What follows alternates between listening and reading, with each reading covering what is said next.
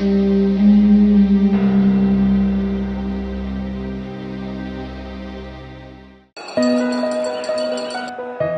moment où il prenait la présidence de la République en 2019, tous les observateurs de la scène politique congolaise savaient que la légitimité de Félix Tshisekedi n'était pas irréprochable à 100%. Tout le monde se doutait bien que son accession à la présidence était davantage le fait d'un arrangement que d'un vote populaire.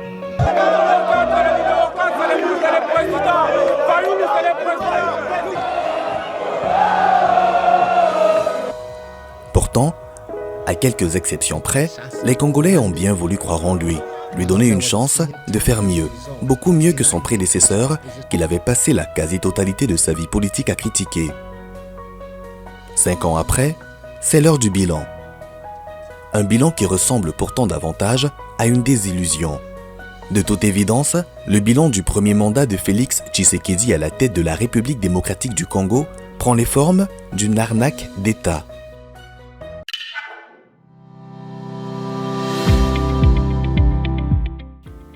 Au début de sa présidence, Félix-Antoine Tshisekedi Tshilombo avait annoncé faire de la restauration de l'autorité de l'État, surtout le territoire national, la priorité de son mandat. Il estimait que la situation dans l'est du pays était davantage du fait de la complaisance de l'ancien régime. Il annonçait imprimer sa propre marque avec une approche radicalement opposée, qui passe par un rapprochement avec le voisin Paul Kagame. 5 ans plus tard, la situation dans l'Est n'a pas changé.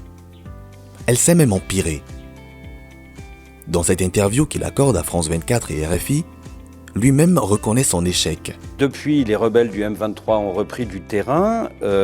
Est-ce que cela veut dire que le vote ne pourra pas se tenir dans ces deux territoires ? Malheureusement. Malheureusement, pour Rutshuru et pour le Massissi, je ne crois pas que ça pourra se faire. Mais qu'à cela ne tienne, nous allons continuer nos efforts pour libérer ces localités, ramener nos compatriotes dans leur localité d'origine et imposer cette paix. Mais en même temps, il y a le processus électoral qu'il faut continuer et amener à son terme.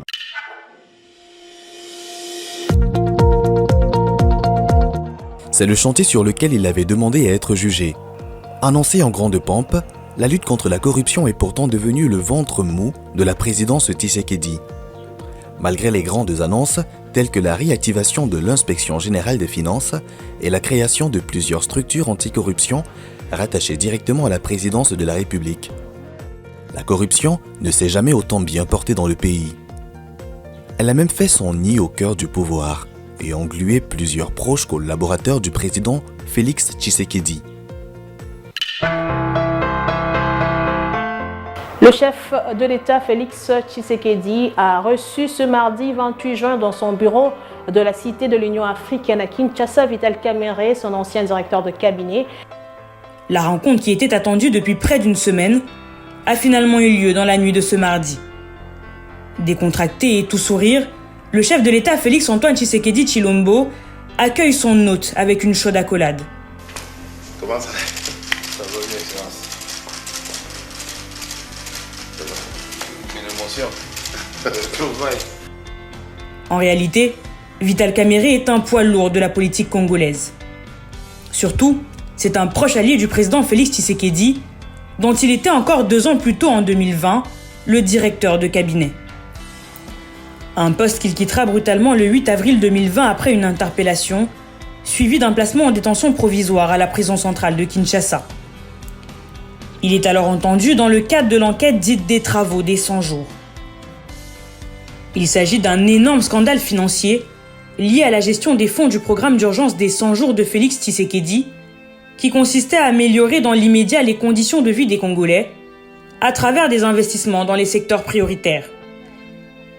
Ce programme comporte plusieurs volets, dont l'accès à l'électricité et à l'eau potable, et surtout de nombreux chantiers d'infrastructures pour un coût total de 497 millions de dollars.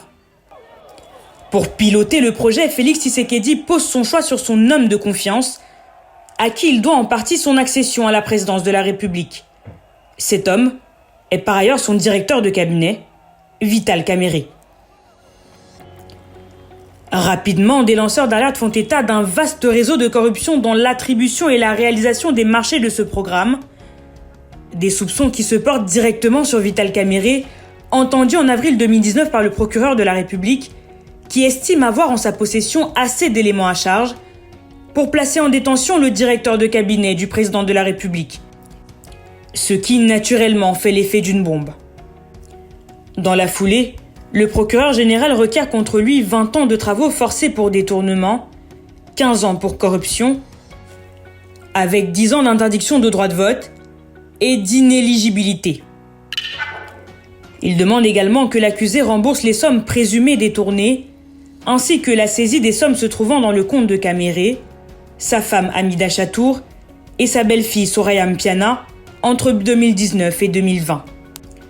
Le 20 juin 2020, Vital Kamerhe est condamné à 20 ans de travaux forcés, 10 ans d'inéligibilité et d'interdiction d'accès aux fonctions publiques pour détournement, corruption aggravée et blanchiment d'argent par le tribunal de grande instance de Kinshasa-Gombe.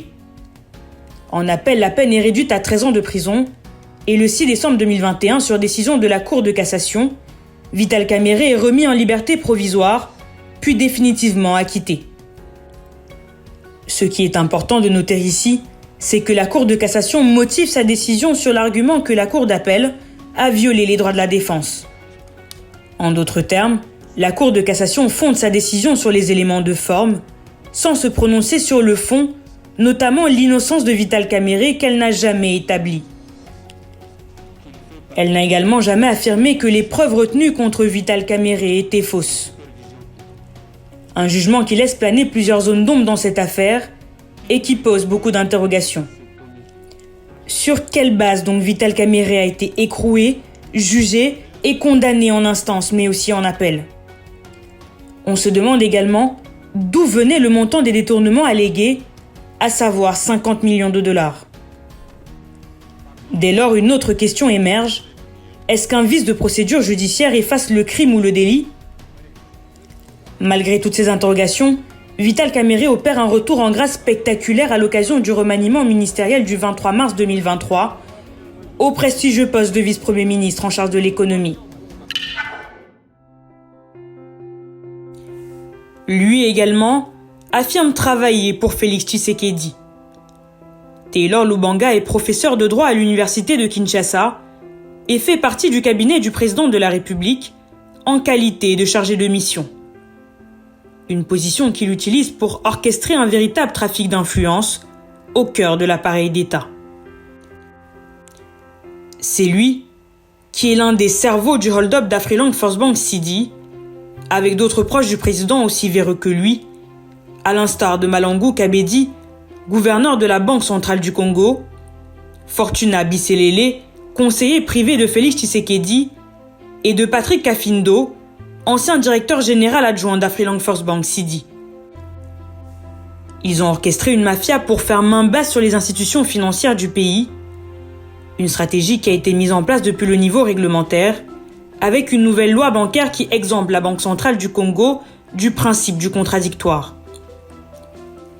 Elle peut donc dorénavant contrôler les banques et émettre des rapports de contrôle et prendre des décisions de mise en liquidation ou de mise sous administration provisoire sans que les banques concernées sur les faits reprochés n'aient la possibilité de se défendre.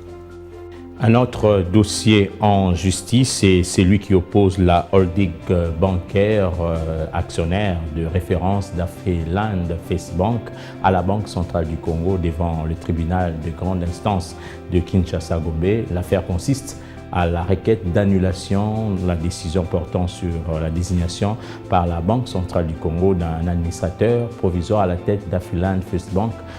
Ainsi, le régime Tshisekedi a concocté sur mesure une loi qui viole allègrement le droit de défense, prévu dans presque toutes les constitutions du monde. L'une des victimes de cette stratégie est Afriland First Bank Sidi. En plus de ces micmacs réglementaires, Taylor Lubanga a pris part à des entraves et obstructions à la justice, visant à évincer les actionnaires et les administrateurs de la banque. Illustration, l'emprisonnement du juge Ondimba OCP Jean Robert et du greffier Benanga Ikolia en avril 2022. Le juge a été emprisonné pendant 3 jours pour avoir dit le droit en âme et conscience, en nommant des administrateurs ad hoc à Afriland First Bank CD, dans le respect du choix du conseil d'administration, choix dûment acté par la BCC. Dans ce dossier, la ministre de la Justice a été humiliée. Animée par un esprit de justice pour son pays, Mutombo Kieserose a enjoint la Banque centrale du Congo à poser les actes requis pour le bon fonctionnement de la First Bank CD, en droite ligne des résolutions prises par le conseil d'administration. Comme réponse, la ministre de la Justice a été déclarée incompétente. Au lieu de rétablir la gouvernance de l'entreprise, la Banque centrale du Congo, assistée par le chargé de mission à la présidence, a continué de poser les actes qui ont aggravé la confusion, au point de conduire à l'administration provisoire. Face à de tels abus et obstructions, les actionnaires se sont tournés vers le chef de l'État. Ils lui ont adressé de nombreuses correspondances contenant des preuves des malversations opérées à Afriland First Bank CD, des preuves administrativo-politico-judiciaires de collusion judiciaire, impliquant entre autres Taylor Lubanga. Ces correspondances sont toutes restées lettres mortes. Devant cet abus, Afriland First Group, la maison mère d'Afriland CD, décide de lancer un arbitrage devant le Centre international pour le règlement des différends relatifs aux investissements. Une procédure qui met en lumière un autre scandale, celui d'un prêt de 20 millions de dollars octroyé en 2020 à une société réputée appartenir à des proches du pouvoir congolais qui n'aurait jamais été remboursé. C'est cette affaire qu'on a appelée au Congo l'affaire de la mine de Nanga. Le prêt en question remonte à 2020 et avait été concédé en 2020 à Amirak Mining. Il devait permettre de financer le rachat par cette société congolaise de plusieurs titres miniers dans la province orientale de l'Ituri. Ces titres ont effectivement été achetés et détenus par Pianeta Mining, une entité fondée en 2017 par plusieurs personnalités. L'ancien président de la Commission électorale nationale indépendante Corneille Nangaa, l'ex-ministre de la Recherche scientifique José Panda Kabangu et l'homme d'affaires français Pascal Beveradji. Problème, ces derniers accusent Amirak Mining de n'avoir jamais honoré le versement des 20 millions de dollars, alors que ce montant a été décaissé par la banque. Le conseil spécial, l'ancien conseil spécial, M. François Bayrou, nous a interrogés. Pour moi, quand on nous a convoqués au Conseil national de sécurité, CNS, évidemment, quand on vous convoque dans de tels endroits, il faut prier que tu en sortes. 3 jours d'interrogatoire. Pour moi, j'avais dit Alléluia. C'était l'occasion. Pour démontrer que non, ils ont menti en disant qu'ils avaient fait les montages au motif qu'ils voulaient me désintéresser et qu'ils m'ont payé 10 millions de dollars. 2, c'était l'occasion pour qu'on sache qui sont derrière. Nous avons été interrogés nous-mêmes. Le ministre Guy Luando a été interrogé. Le ministre Panda a été interrogé. Moi-même, j'ai été interrogé. J'ai exigé que je sois interrogé à côté de mon ami, mon allié, qui commençait à penser, à croire que non, moi, j'avais pris les 10 millions. Et c'est ce qui a été fait. Mais curieusement, on apprendra les jours suivants où on a exigé que M. Bissele soit attendu. On apprendra qu'il a pris l'avion cargo pour le Rwanda. Bien entendu, je me suis... j'étais entré en colère. Et j'ai demandé au président de la République que nous, on a été entendus, il faut qu'il le soit. Et le président de la République me dira, non, il paraît que M. Nanga, vous êtes en train de dire que c'est moi-même qui ai dit, oui, effectivement, parce que ce sont vos conseillers qui ont exproprié cette mine, et vous connaissez les dossiers, on cite le nom de Maman Denise, mais vous laissez faire. Donc, pour moi, je considère que le responsable, c'est lui. Et aujourd'hui, c'est sa famille qui est sur le site. On dirait quoi? C'est avec sa bénédiction. Je dénonce, c'est ma mine, c'est une propriété privée, mais expropriée par la famille présidentielle. Dans la foulée, Corneille Nangaa affirme détenir toutes les informations sur les personnes qui ont réellement détourné les 20 millions de dollars en question. Et à la question de savoir s'il compte saisir la justice à ce propos, il répond comment je peux engager une procédure lorsque nous savons que non, ce sont les puissants qui sont là et qui ont mis tel ou tel magistrat? Les moments viendra. Nous allons engager la procédure, et surtout une procédure internationale. Au final, les chiffres parlent d'eux-mêmes. En 5 ans, la RDC se classe désormais au 166e rang sur 180 pays dans l'indice de perception de la corruption de Transparency International.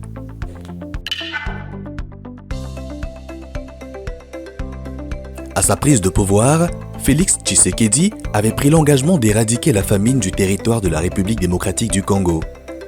Il annonçait l'atteinte prochaine de l'autosuffisance alimentaire, ainsi que son objectif de nourrir 2 milliards de personnes en résorbant ainsi 2 fois le déficit alimentaire mondial. Mieux, il disait s'appuyer sur les 80 millions d'hectares de terres arables accessibles et 40 millions d'hectares de terres irrigables dont dispose la RDC. C'était le programme agricole innovant. Seulement, 4 ans plus tard, toutes ces promesses sont restées de simples vœux pieux. Un vœu pieux, tout comme le projet de fabrication des batteries électriques en RDC, qui n'a jamais vu le jour. Autre projet annoncé, et toujours attendu, c'est celui de la création des champions nationaux, qui malheureusement continue à crouler sous le poids d'un climat des affaires les plus délétères.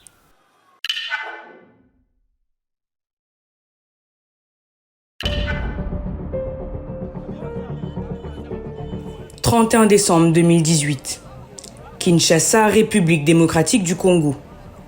Une journée historique dans l'histoire du pays qui est en train de vivre sa première transition pacifique à la tête de l'État. À l'honneur ce jour, 2 hommes, Joseph Kabila Kambagé, le président sortant, et Félix Antoine Tshisekedi Tshilombo, le président entrant. Ce dernier a été déclaré vainqueur de la récente présidentielle devant 18 autres candidats, dont Martin Fayulu, le candidat commun d'une partie de l'opposition réunie autour de la coalition Lamuka, et Emmanuel Ramazani Shadari, dauphin désigné de Joseph Kabila.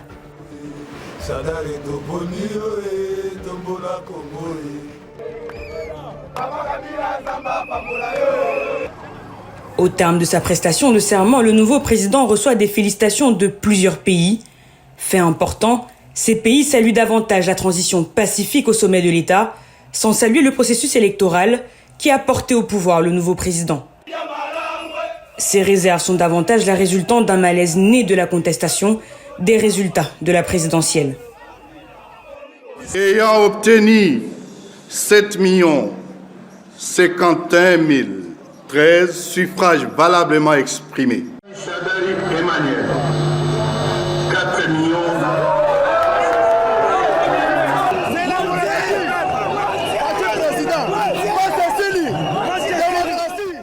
Depuis l'annonce des résultats officiels qui attribuaient la victoire à Félix Tshisekedi avec un peu plus de 38% des suffrages, le candidat de la coalition Lamuka, Martin Fayulu, officiellement arrivé second avec près de 35% des voix, crie à la fraude. Il accuse le sortant Joseph Kabila qui, devant l'impossibilité de faire élire son candidat, a choisi de faire gagner le candidat de l'opposition le moins hostile à son régime. En effet, selon les déclarations de campagne, Martin Fayulu se montrait intransigeant face à ce qu'il appelait les dérives du système Kabila. Il se refusait de donner la moindre garantie à propos de la sécurité de Joseph Kabila, ainsi que sur une série de dossiers. Une ligne dure qui n'était pas partagée par l'autre candidat de l'opposition, Félix Tshisekedi. Alors, selon le leader de Lamuka, contrairement à Martin Fayulu, Félix Tshisekedi aurait ainsi dit oui à tout ce qui lui était proposé comme garantie offerte au président sortant, Joseph Kabila. Il aurait même accepté que cela soit consigné dans un accord qui attribue à Félix Tshisekedi la présidence de la République et à Joseph Kabila le contrôle du gouvernement et de plusieurs secteurs régaliens via une mainmise sur l'Assemblée nationale et les assemblées provinciales. Après son investiture et surtout après avoir renié à plusieurs reprises l'existence d'un accord, Félix Tshisekedi finira par concéder en marge de la 78e Assemblée générale des Nations unies l'existence d'un accord avec son prédécesseur Joseph Kabila. Contrairement à ce que les uns ou les autres ont pu penser, croire ou dire, il n'y a jamais eu d'arrangement entre le vainqueur de ces élections, qui est face à vous, et son prédécesseur. Je veux dire, d'arrangements frauduleux. Lors d'un déplacement à Windhoek en Namibie, il reviendra sur le sujet, en minimisant la portée de cet accord qui, selon lui, ne concernait que la mise en place d'un gouvernement de coalition.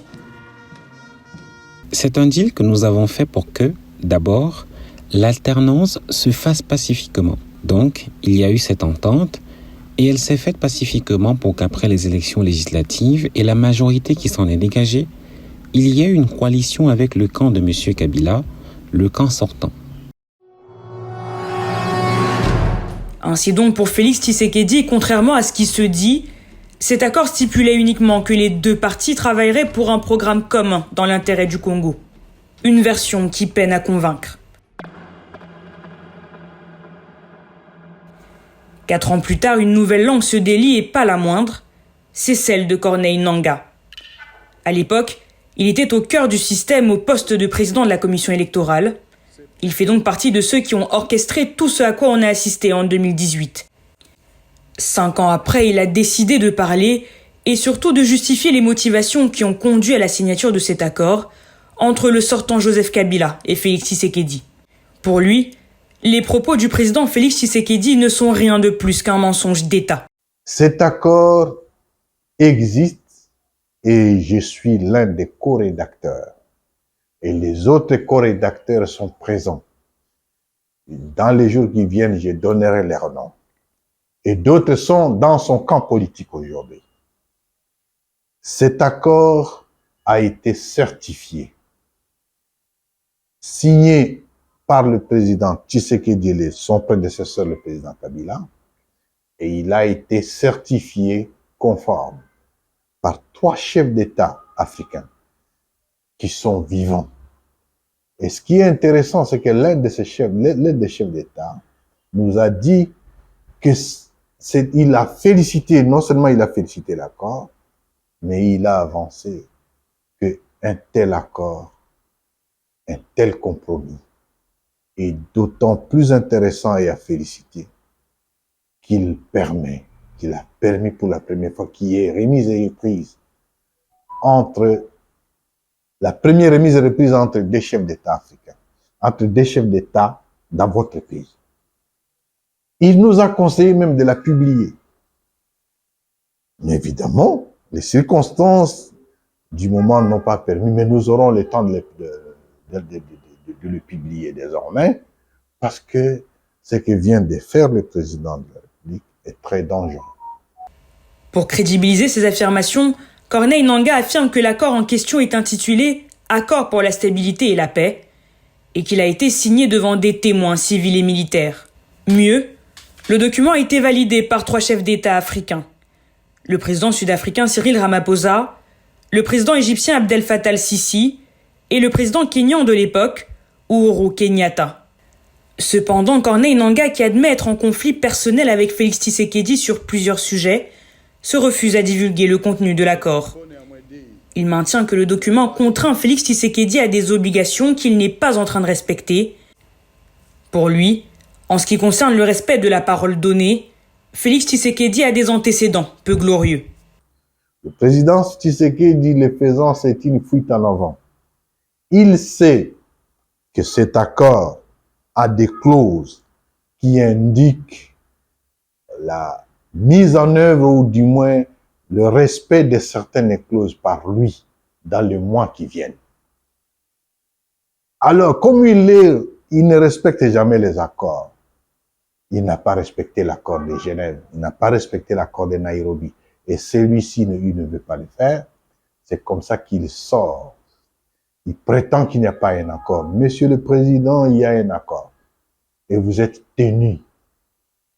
La grandeur d'un homme d'État se mesure aussi par sa capacité à respecter la parole et à respecter les engagements pris. Ainsi, Corneille Nangaa revient sur l'accord de Genève. Il s'agit d'un accord de coalition sur une candidature commune de l'opposition pour la présidentielle 2018, qui avait été signé le dimanche 11 novembre 2018 entre 7 ténors de l'opposition congolaise, Jean-Pierre Bemba, Martin Fayulu, Vital Kamerhe, Moïse Katumbi Freddy Matungulu, Adolphe Muzito et Félix Tshisekedi. Pour la première fois dans l'histoire politique du pays, les acteurs majeurs de l'opposition se mettaient d'accord sur la nécessité d'unir leurs forces autour d'un candidat unique, en l'occurrence Martin Fayulu. Nous devons respecter la règle du jeu démocratique. Nous sommes des démocrates, nous voulons instaurer la démocratie. Nous devons commencer par prêcher par l'exemple. Et nous allons le faire. Nous le soutiendrons. Martin, c'est désormais notre candidat commun. Nous devons le soutenir. Mais c'était sans compter sur un certain Félix Tshisekedi, qui n'aura même pas attendu 24 heures pour se retirer de l'accord. Je vais me retirer, je retire ma signature au nom de l'UDPS de cet accord que nous avons signé à Genève hier dimanche 11 novembre. Suivi de Vital Kamerhe. Pourtant, les deux hommes, mieux que donner leur parole, s'étaient engagés par écrit dans cet accord moins de 24 heures plus tôt. Moins de 2 semaines après Genève, les deux dissidents se retrouvent à Nairobi au Kenya et annoncent un nouvel accord. Et maintenant, nous avons décidé aujourd'hui de former un seul ticket. Je l'ai décidé, Dieu et le peuple me regardent, j'ai décidé de supporter la candidature de M. Félix Tshisekedi comme président de la République du Congo. Il implique que Vital Kamerhe se désiste pour la présidentielle en faveur de Félix Tshisekedi qu'il soutiendra. En contrepartie, Félix Tshisekedi prend l'engagement de faire de Vital Kamerhe son Premier ministre. Sauf que là encore, une fois président de la République, Vital Kamerhe ne verra jamais la couleur du fauteuil de Premier ministre. Il sera directeur de cabinet de Félix Tshisekedi et passera par la case prison pour être aujourd'hui vice-premier ministre chargé de l'économie nationale.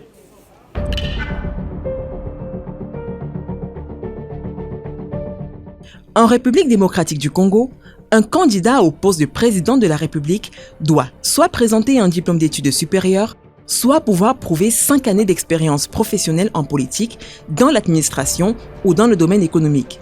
Des exigences que ne peut justifier Félix Tshisekedi. Et cela est connu de tous. Dès lors, grande est la surprise lorsque celui-ci dépose son dossier de candidature et plus grande encore lorsque ce dossier est validé par la Commission électorale et par la Cour constitutionnelle. Des journalistes se saisissent de l'affaire et décident d'enquêter. Parmi eux, le journaliste belge Hubert Leclerc de la cellule internationale en charge des matières africaines au journal La Libre. C'est lui qui est l'auteur de l'enquête intitulée « RDC, le diplôme de Félix Tshisekedi est en faux ». La première information que j'ai reçue, c'était d'un membre de la CENI, la Commission électorale nationale indépendante, au moment où Félix Tshisekedi est venu déposer sa candidature pour la présidentielle du 30 décembre 2018. Donc, cette personne m'a téléphoné en m'expliquant que Félix Tshisekedi était venu s'inscrire et m'avait-il dit, il a déposé pour justifier sa candidature des faux diplômes. Et m'avait-il dit, on n'est pas chien, on a fermé les yeux dessus, c'était cette expression, on n'est pas chien qui m'avait marqué, et on a accepté cette candidature. Voilà, ça c'est une déclaration qui m'est faite par une personne assermentée, certes, mais avec laquelle je discute en off, puisque je ne peux pas la citer, et donc je ne peux rien faire avec cette information, puisque c'est une personne qui me dit quelque chose, je n'ai pas suffisamment d'éléments pour pouvoir écrire sur ce sujet.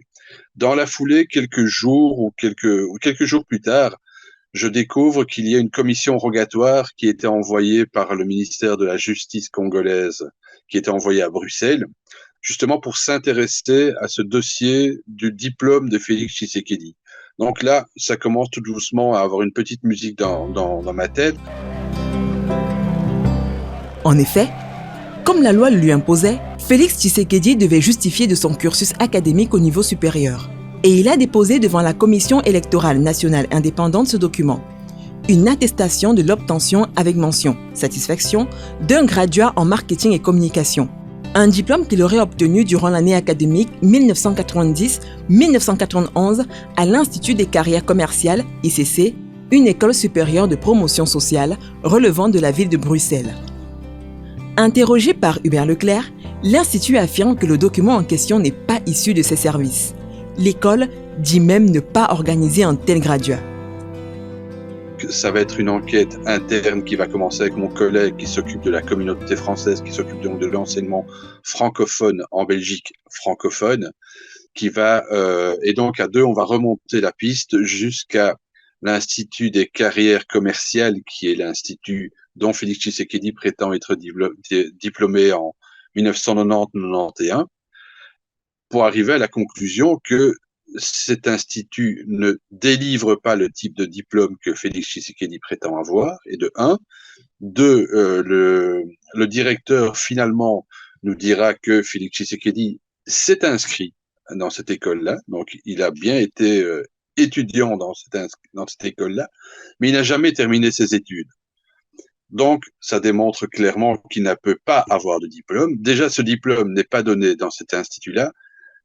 Il n'a pas terminé ses études, donc il ne peut pas avoir de diplôme. Donc, la seule conclusion possible imaginable, c'est que ce diplôme est un faux. Alors que le parti de Félix Tshisekedi refutait jusqu'ici systématiquement l'existence même d'un faux document dans le dossier de candidature de son leader, il met de l'eau dans son vin désormais et assure que le document en question n'a pas été utilisé dans le cadre de la candidature à la présidentielle. C'est alors qu'on apprendra que la justice congolaise a également douté, et ce, depuis le début de l'authenticité du diplôme de Félix Tshisekedi.